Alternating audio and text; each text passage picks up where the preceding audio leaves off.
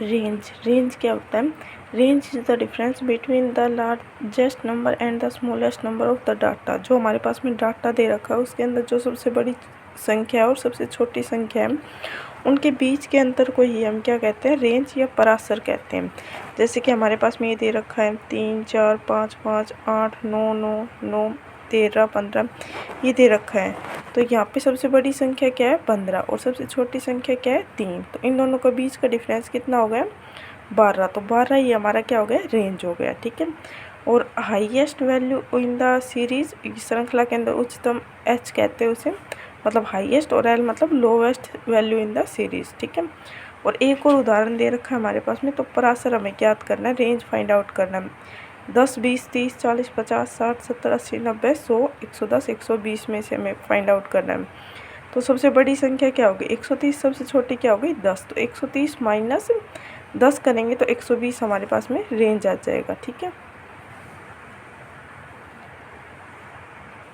Next आता है हमारे पास है फ्रीक्वेंसी, आवर्ती। ये क्या होती है?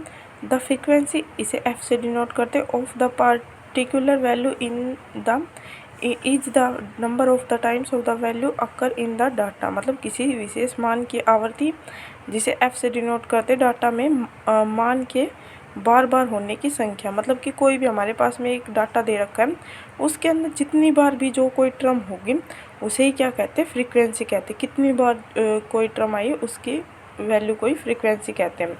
जैसे कि ये एग्जांपल दे रखा है हमारे पास में 3 4 5 5 8 9 9 9 13 और 15। तो यहाँ से हमसे पूछ लिया गया जाए कि 5 की आवर्ती कितनी है, मतलब 5 की फ्रीक्वेंसी। तो 5 कितनी बार आया है? यहाँ पे 2 बार आया है तो 2 हो गई। और 8 कितनी बार आया? 1 बार। तो 8 की फ्रीक्वेंसी 8 हो गई।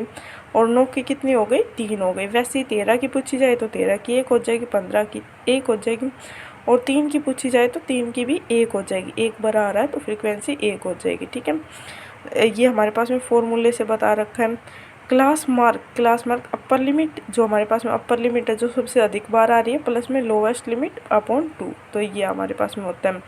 मतलब मोटा मोटा ये है कि फ्रीक्वेंसी वो होती है कोई भी नंबर कितनी बार आया है वही हमारे पास में फ्रीक्वेंसी होती है। अगला आता है फ्रीक्वेंसी डिस्ट्रीब्यूशन, मतलब आवर्ती वितरण। इसके अंदर क्या आता है? It is a representation either in a graphical और tabular format that displays the number of the observations within a given interval.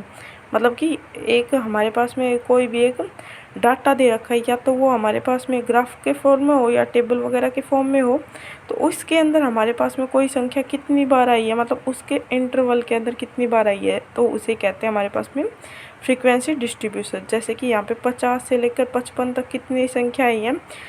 50 से लेकर 55 का अर्थ है कि 50 से लेकर 55 के बीच में होनी चाहिए। 55 इसके अंदर इंक्लूड नहीं होता, 55 इसके अंदर इंक्लूड होता है जो 55 से 60 तक है उसके अंदर। ठीक है।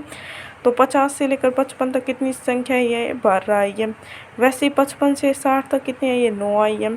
60 से 65 तक 14 आई है। 65 से 70 तक 10 संख्या आई है। और 70 से 75 तक 5 संख्या आई है। टोटल ये हमारे पास में कितनी दे रखी है? 50 संख्याएं दे रखी है। देखो इसका ज़रूरत क्यों पड़ती है? क्योंकि देखो हम किसी भी डाटा को एक तो ऐसे स्टोर रखें, एक ऐसे स्टोर रखें, तो इसमें ज़्यादा स्पेस लगता है और क्लियरिटी भी नहीं आ पाती। लेकिन इसके अंदर क्या होता है कि क्लियरिटी आ जाती है कि हाँ भाई 50 से लेकर 55 तक इतने लोग हैं, इससे लेकर यहाँ तक इतने हैं। इसके अंदर हमें काउंट करना पड़ेगा, टाइम लगेगा, तो इसलिए ये ज़्यादा यूजफुल होता है। इसलिए हम फ्रीक्वेंसी डिस्ट्रीब्यूटर का यूज करते हैं। ठीक है, डिस्ट्रीब्यूशन का यूज करते हैं।